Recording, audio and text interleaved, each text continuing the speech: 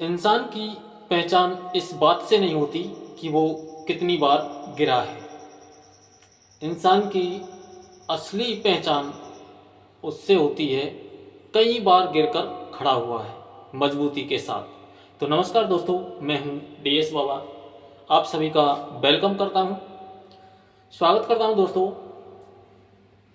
आज हम बात करेंगे एक ऐसे जिंदगी के सफ़र पर। जिंदगी में गिरना कोई असफलता नहीं है, क्योंकि गिरना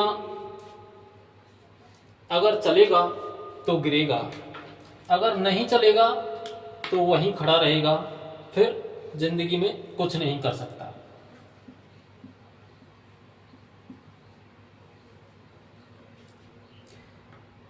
चलना है, गिरना है, उठना है, सब कुछ करना है। असली असफलता तब होती है जब गिरने के बाद इंसान उठने की कोशिश छोड़ दे। कभी कारोबार में नुकसान हो जाए, कभी नौकरी में परेशानी आ जाए, कभी किसी अपने ने धोखा दिया हो, और कभी हमारी मेहनत के बावजूद हमारी सफलता का फल हमें नहीं मिल रहा हो। इन चीज़ों से परेशान हो सकता है। तो दोस्तों याद रखिए, एक बुरा अध्याय पूरी किताब को खराब नहीं कर सकता है। याद रखिए, एक अध्याय पूरी किताब को खराब नहीं कर सकता है, क्योंकि एक पाठ के पीछे, एक अध्याय के पीछे हम पूरी किताब को नहीं फेंक सकते। एक बार गिरने के बाद हम ऐसी बात नहीं कि उठकर खड़े नहीं हो सकते। जरूरी है खड़ा होना, क्योंकि जिंदगी उसी का नाम है जो उठ खड़ा हो। संत कबीरदास जी ने एक प्रसिद्ध दोहा लिखा है, करत करत अभ्यास के जड़ मत हो सुजान, रस्सी आवत जाते सिल पर पड़त निशान। लगातार अभ्यास करना, प्रयास करना, कठिन से कठिन भी काम आसान हो जाता है। जैसे बार बार आने जाने से रस्सी से सिल पर निशान पड़ जाते हैं, ठीक उसी प्रकार बार बार काम करने से, बार बार अभ्यास करने से जो कठिन कार्य है वो भी आपको सरल लगने लगता है।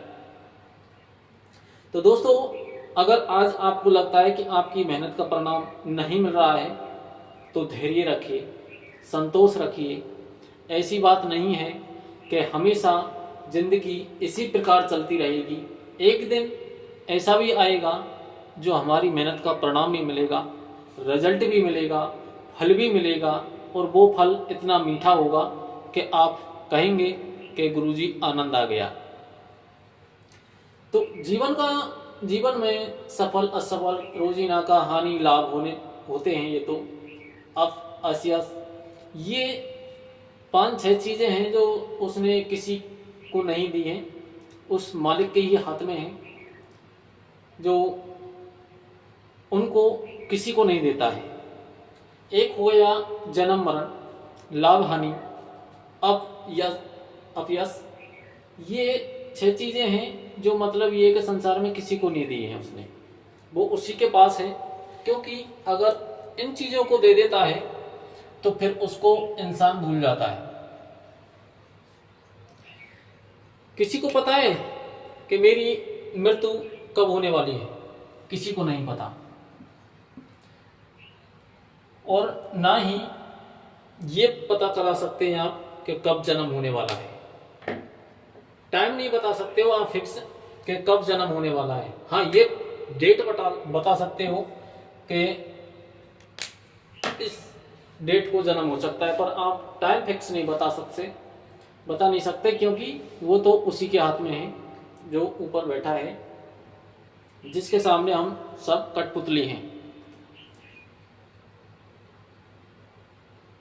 हो सकता है आपकी मेहनत अभी दिखाई ना दे रही हो, लेकिन ये आपके अंदर क्षमता जरूर पैदा कर रही है। लड़ने की क्षमता कर रही है, उठने की क्षमता कर रही है, उठ खड़ा होने की क्षमता कर रही है। तो दोस्तों, हर कोशिश आपको मंजिल के थोड़ा और करीब ले जा रही है। पीछे मुड़ने का तो कोई सवाल ही पैदा नहीं होता है। आप चींटी को ही देख लीजिए, दाना लेकर जाती है, कितनी बार गिरती है और कितनी बार उस दीवार पर चढ़ती है, आखिर में एक बार वो सफल हो जाती है। तो ठीक इसी प्रकार मेहनत करिए, ईमानदारी से करिए, एक दिन सफल अवश्य होंगे। इसलिए असफलता आने पर खुद से ये मत कहिए कि मैं हार गया, बल्कि ये कहिए मुझे एक और मौका मिला है खुद को बेहतर बनाने का। तो दोस्तों, ये तो सब चलता रहेगा, लाभ हानि, एक दिन हानि एक दिन लाभ, कोई दिक्कत वाली बात नहीं है। सफल होएंगे, सफल होने में टाइम जरूर लगता है, क्योंकि समय किसी का गुलाम नहीं है, किसी के लिए नहीं डरता है।